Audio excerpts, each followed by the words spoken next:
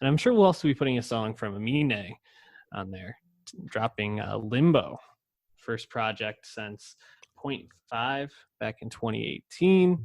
Obviously, Aminé kind of came onto the scene with his 2017 project, Good For You. Really, like, I think established himself as this lighthearted, fun, upbeat rapper that seemed to kind of be carefree in a lot of senses. And then you listen to point 0.5 just a year later and really switched direction, going in a more trap direction.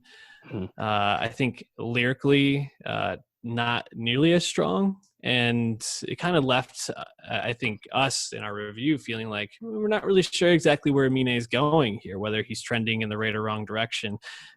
After listening to Limbo, how are you feeling about Aminé? I'm feeling good, dog. Same. I like Limbo a lot. This is strong, man.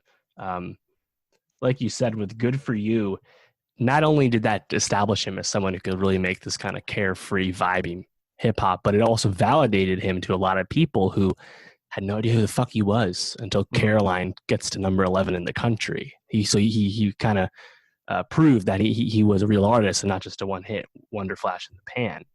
But then, like you said, that 1.5, it's just like, man, like, this ain't special. This is not why we like Aminé. And not that you need to do the same thing all the time, but this right here is not going to stand out all that much. And I did like reel it in, and that song did go platinum for him. But like hearing Limbo, it's like, wow, yeah, see this, he just immediately feels way more wizened and like wise beyond his years all of a sudden, despite the fact it's only 26. And it's like, you can read, there's a Portland, it's a GQ profile where he speaks about being a rapper from Portland, a place that does not have really any hip hop community at all, and it's a place that does not have a lot of diversity.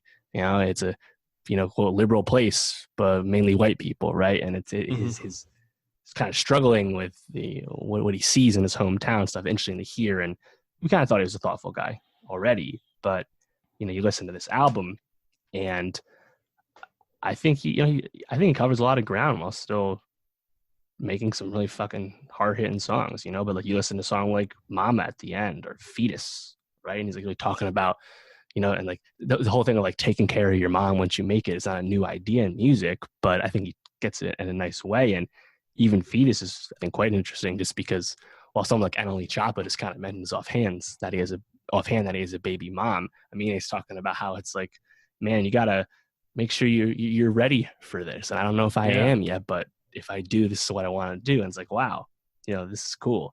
But like, I'm not going to probably revisit those songs all that much, but what I'm going to revisit is stuff like My Reality, which is just straight up jazz rap cut, indebted to Kanye. And something Woodlawn's not that different from 1.5, but man, does that shit fucking slap, So I like this a lot.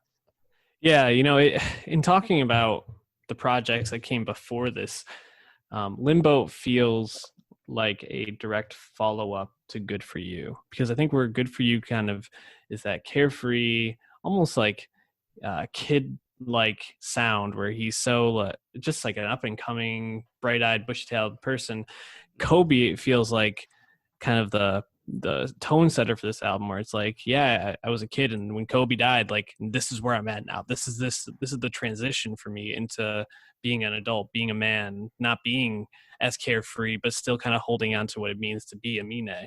And I feel like he really gets at that through this album, where, like you said, he balances that Good For You sound and that vibe, while also sprinkling in songs about being a more mature adult, being more introspective about life. I think you really hit on a couple of them. I think the song Kobe is also an introspective song about grief and about how these events kind of and these people that you look up to really shape the way you see and understand the world, and just the way you see and understand yourself within that world. So I mean, I just am impressed because after 1.5, it just felt like, is he just chasing the sound? Is he just chasing whatever he thinks will get him to that level next? But this feels more like an artist who is understanding who they are and what music they want to make. And that's really exciting.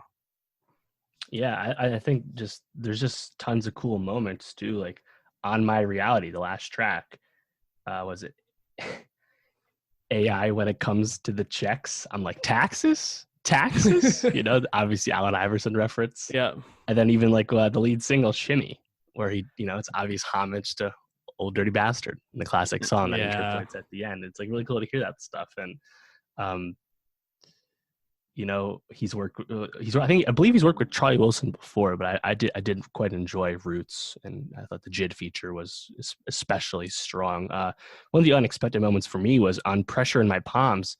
Fact that Slow Tie and Vince Staples actually share Yeah. one verse, and they both, I think, both crush it. Vincent Matinka really floats on that beat, but they don't outshine Aminé, who lets them go first basically, and then takes it home. So.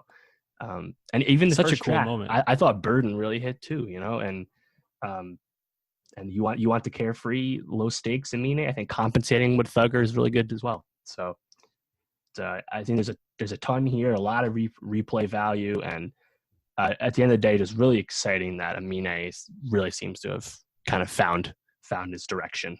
That's great. Definitely agree. And it's funny hearing you mention all these songs because I'm agreeing with you as you're mentioning, like, oh, this song is great for this reason. And you probably didn't even mention the song I like the most, which is Becky. I just really feel like that feels like such a true Aminé sound. I think the lyrics in there and the way that he kind of switches up his flow a little bit on the chorus, just it all works so well. So, I think this is definitely a success and such a step in the right direction for Aminé. Definitely check out the album if you haven't. And again, check out the Spotify playlist.